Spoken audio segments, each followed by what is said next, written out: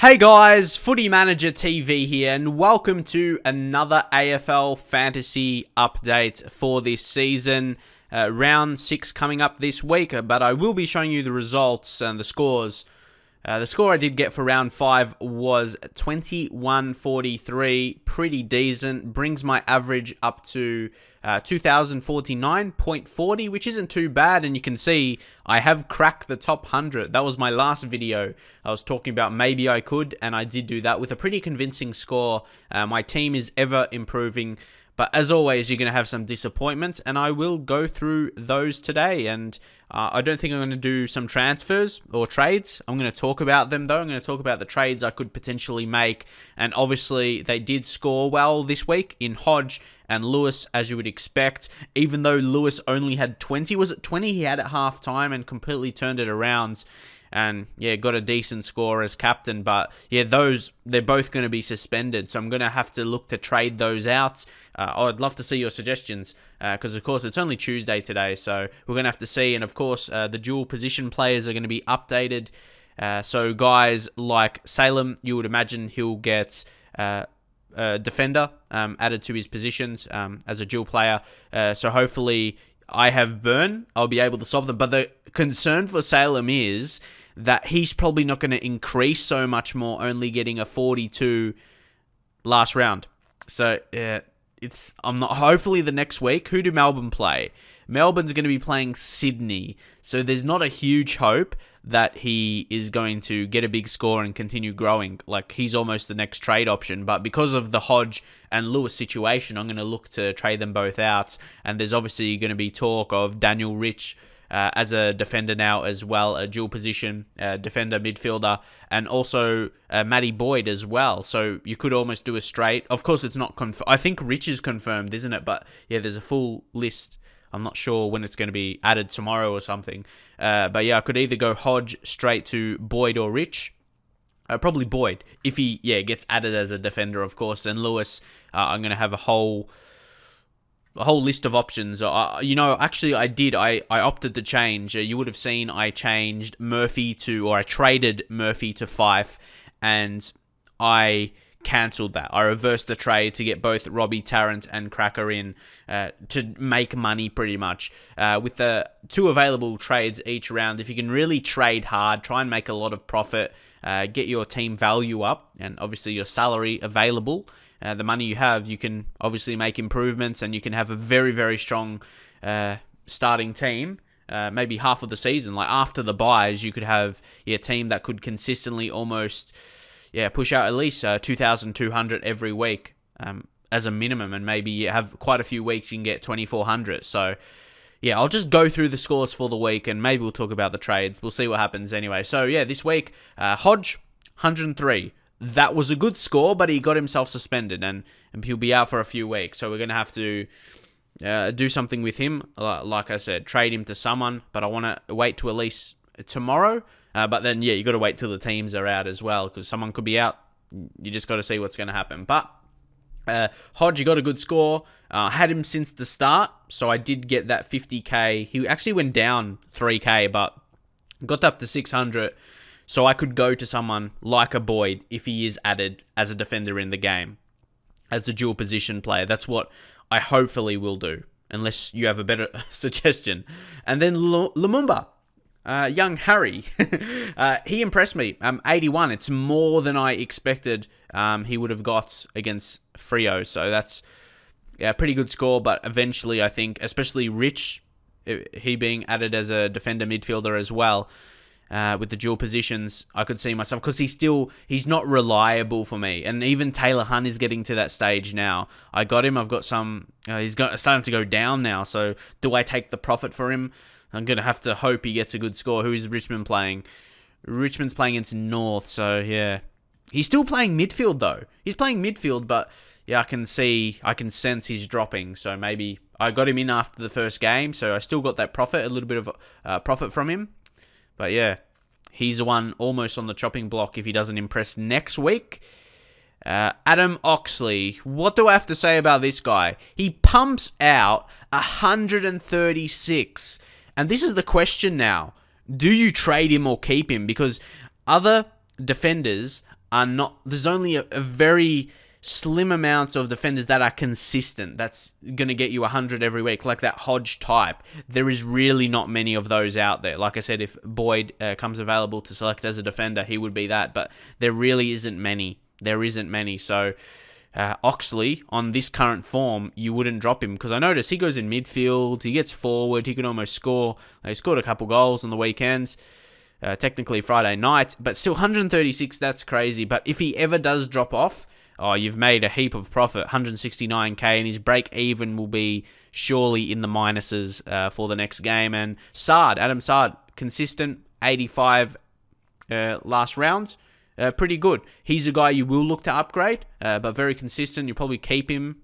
I'm not sure for how long, whenever his break even is maybe above 30 or 40. And then, try and make some profit of downgrade or upgrade. Depends, where you're going with it. If you have money in the bank, of course. Camden McIntosh comes up. He had a few games where people might thought he's hit a like that rookie block. People like to say, but he's gotten back to a respectable score now, getting a respectable score, 78. So he's still going to keep generating that cash maybe for a couple more games, and we'll see if we'll upgrade him or keep him, because he's been fairly consistent. He's got an average better than Lumumba, so that's something got to take into account as well. Better than Taylor Hunt as well, the second highest in my team for defenders anyway. And Nathan Brown actually impressed me with a 74, pretty high for his standards. So that's going to help him generate the cash, but he's there. For me, he's always going to be there for that emergency position, unless in later in the season where I can make trades, I don't have injuries or anything, maybe I can upgrade him to someone else. We'll see. And also Kieran Byrne, like I said with Salem has to be added as a defender, surely, dual position, defender forward. He has to be, because that's where he's been playing every single game in defense. But at the same time, as I mentioned, Salem, he's not going to have much more cash generation about him, and he hasn't been as good as I would have thought. I thought maybe an average mid-70s, like 75 or something like that, playing like a halfback kind of role. You think he'll get a lot of kicks, marks, all of that, but some games he just hasn't. He's got some lower scores, so you probably will look to trade him. So that kind of, ability to swap them is maybe not. And Kieran Byrne, he should start playing some games, because Carlton were doing absolutely crap right now.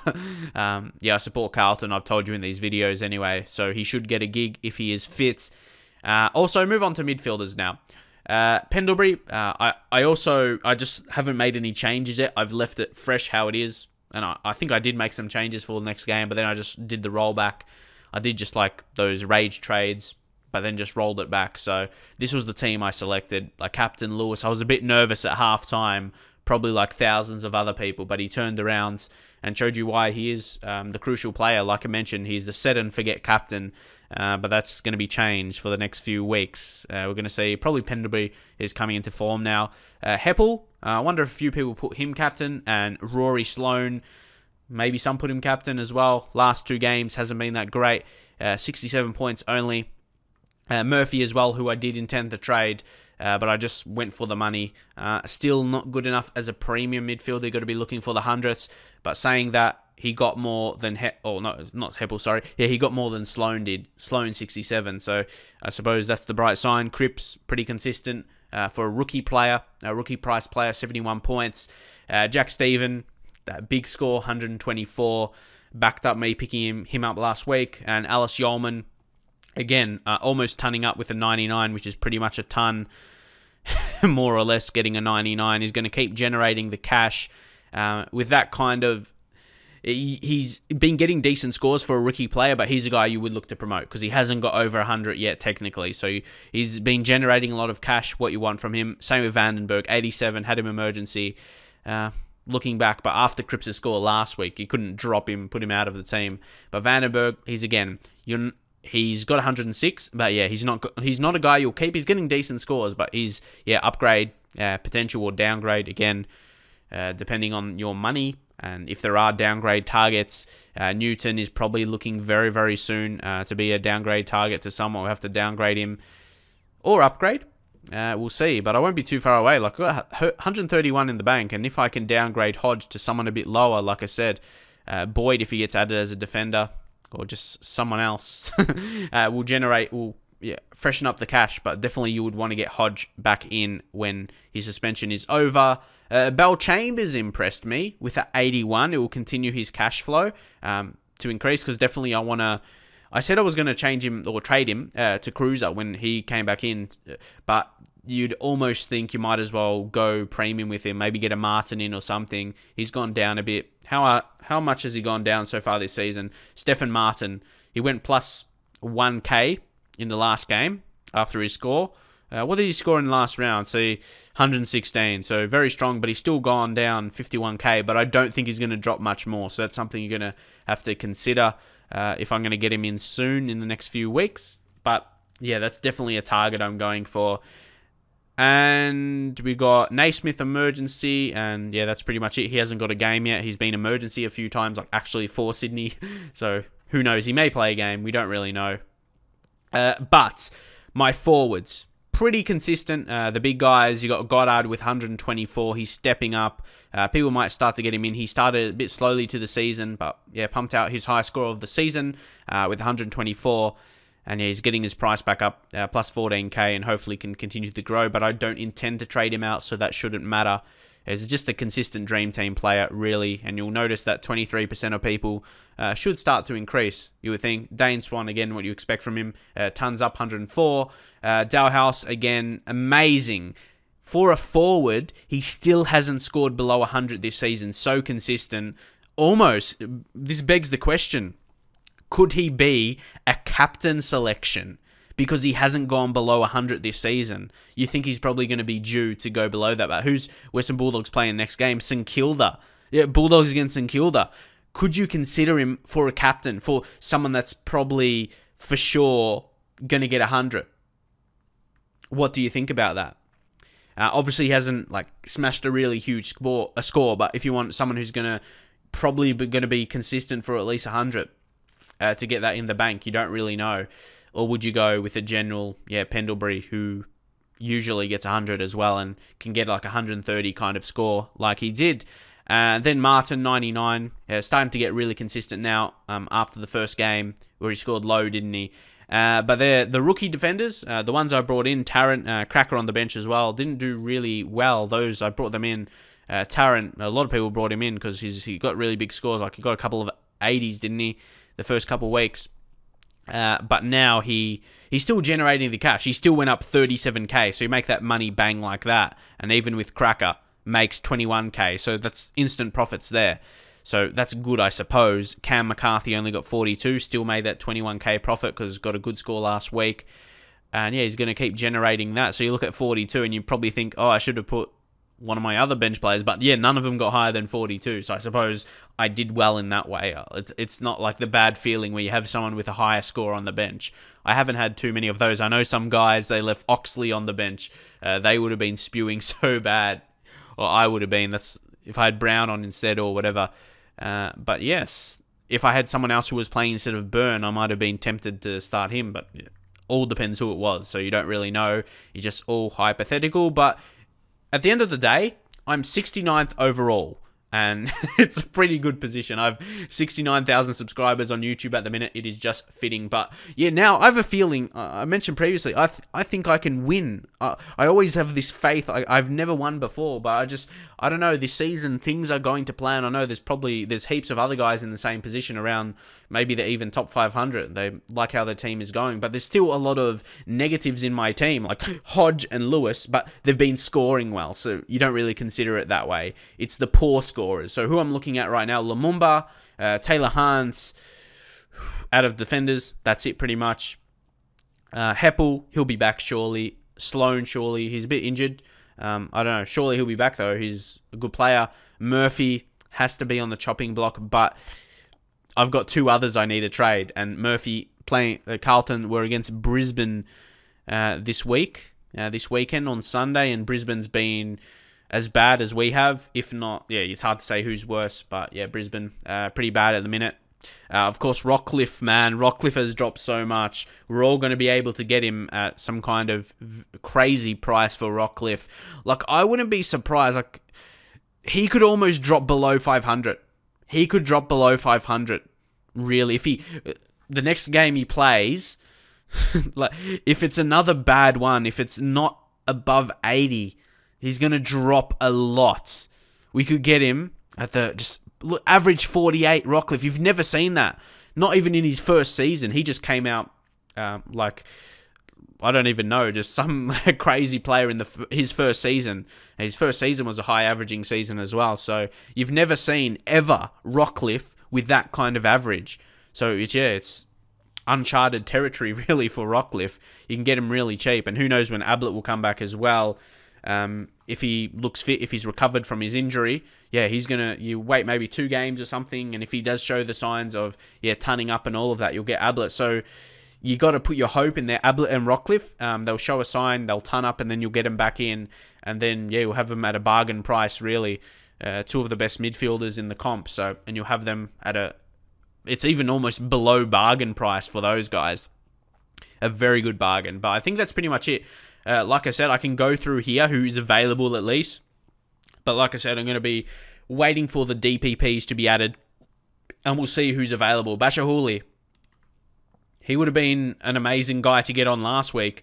He went up 26k. He got 146 score. That was killer. That's killer for a defender.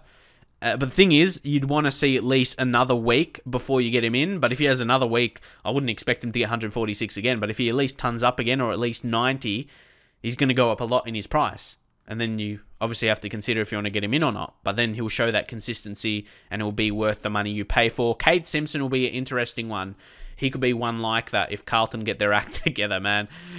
He's gone down 51k, but he hasn't been terrible. His lowest score, he hasn't turned up, but he's got decent scores. He's got around the mark scores. He's got 67 lower score.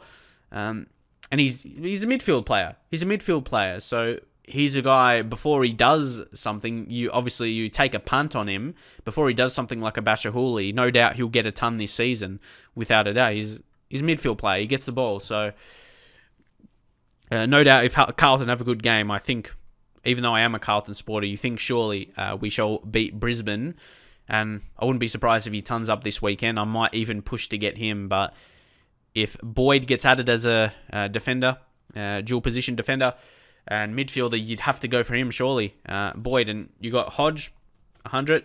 So, you see Boyd, it's not even, he's gone up to 560k, so he's not too much above that. Average 104. He would be a dream defender to have in your team. He used to be a select, most people would have used to have him in their teams, but obviously getting a bit older now, he's pushed to defense. But yeah, I used to have him in Dream Team, when it used to be called Dream Team, not AFL Fantasy. So yeah, I'd love him in there. But right now, if you take that out of the equation for whatever reason he doesn't get added, Cade Simpson he's gone down 51k. He was over 500k defender. Keep that in mind. So I'm still going to keep. He's got not a bad average. 81's not terrible. Doherty's done better, but Simpson's got the runs on the board in previous seasons. But yeah, Simpson is probably a guy I'm eyeing.